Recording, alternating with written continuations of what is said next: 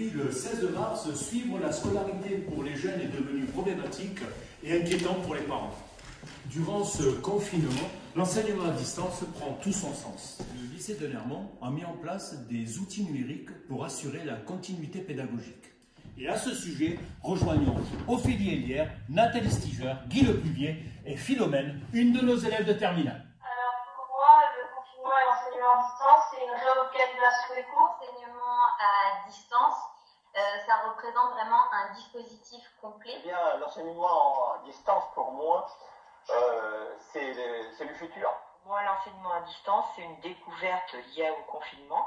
Ophélie Hélière, bonjour. Vous êtes ingénieure pédagogique au lycée de Nermont. En quoi consiste votre travail? Mon travail, ça consiste en le développement de la formation et l'enseignement à distance.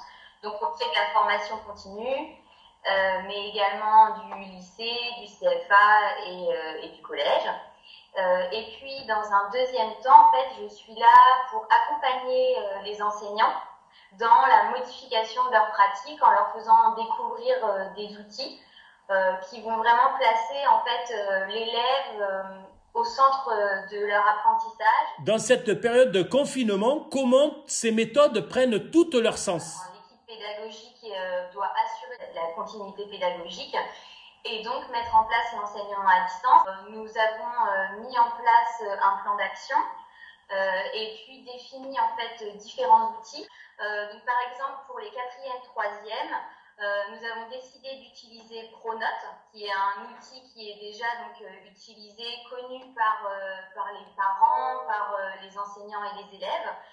On utilise également Office 365, donc avec plutôt les lycéens. Donc là, on utilise SharePoint, on utilise Teams pour faire des visios. On utilise également l'outil Forms pour faire des évaluations. Et puis, on a mis en place également donc, une plateforme Moodle. Monsieur Lepuvier, vous êtes enseignant au lycée de Nermont. Comment vous utilisez ces nouveaux outils de communication numérique? Eh bien, les élèves sont chez eux.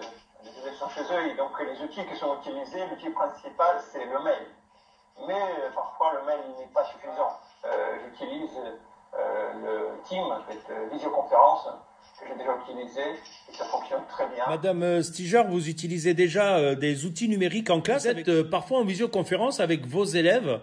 Est-ce que vous pouvez nous faire part un petit peu de cette expérience? Effectivement, j'utilise la visioconférence avec mes élèves. Alors, moi, je suis professeur principal des terminales SAPAT sur le site de Nogent-le-Rotrou. Ces élèves de terminale travaillaient déjà avec la plateforme Moodle sur le MAP, le module d'adaptation professionnelle. Donc du coup, elles avaient un petit peu l'habitude de travailler avec la plateforme. On a rebondi plutôt sur Teams pour utiliser les visioconférences. L'outil Forms qui me permet de faire des questionnaires. Donc ça va être sous forme de QCM. C'est un lien, il faut cliquer sur le lien. Alors chaque jour, les à la maison, le matin, on doit vérifier nos mails, voir si les profs nous ont envoyé du travail à faire pour la journée, du travail à rendre. Et dans la journée, on va s'organiser pour faire nos devoirs.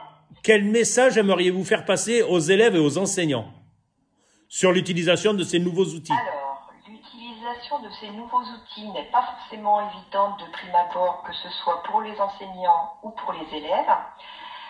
Cela demande une autre façon de penser, une autre façon d'agir, une autre façon de travailler ses cours.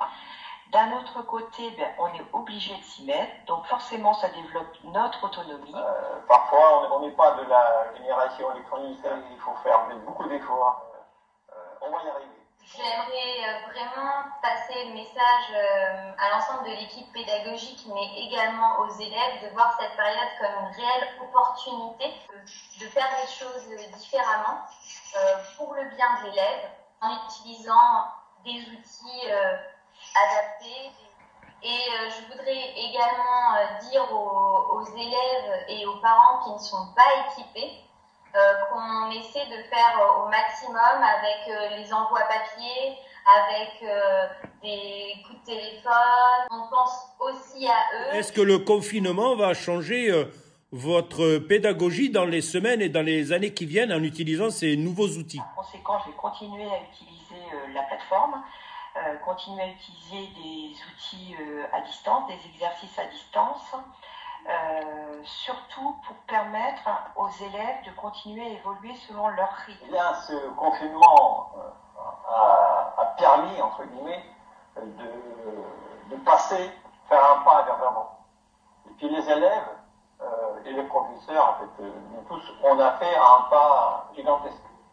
Et ça serait dommage de revenir en arrière, profiter de ce grand pas, de cet effort que j'ai fait personnellement, pour intégrer dans mes outils pédagogiques tout ce que j'ai appris aussi, et tout ce que mes élèves surtout ont appris.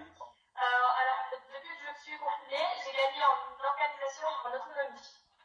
Alors, en 2 mots, cette période de confinement, ça se résume par disponibilité, tous mes outils de communication sont ouverts, et diversification pour faire une absence de routine dans mes cours. Je vais redire à la fin 2 mots. Bouleversement. Bouleversement parce que ça bouleverse les méthodes de travail positives. Le confinement, aujourd'hui, je le vois vraiment comme une opportunité pour les enseignants de modifier leur pratique pédagogique. Et puis, c'est également pour moi utiliser la présence pour pallier justement à cette distance avec l'accompagnement auprès des élèves, mais également l'accompagnement auprès des enseignants.